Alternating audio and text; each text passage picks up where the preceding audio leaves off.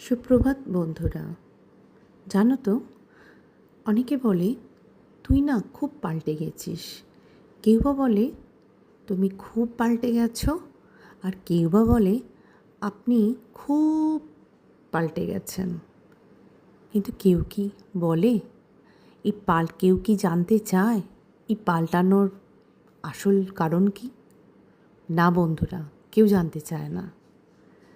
আসলে মানুষই তো দায়ী এর জন্য।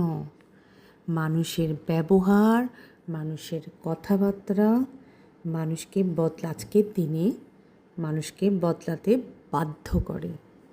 তাই আমি বলবো, এসব মানুষদের সাথে বেশি কথা না বলাই ভালো।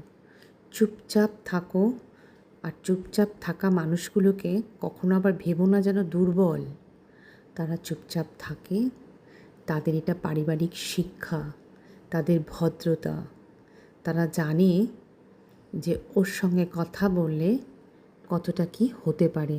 তাই এই পারিবারিক শিক্ষার ভদ্রতার জন্যই তারা মুখ লাগায় না।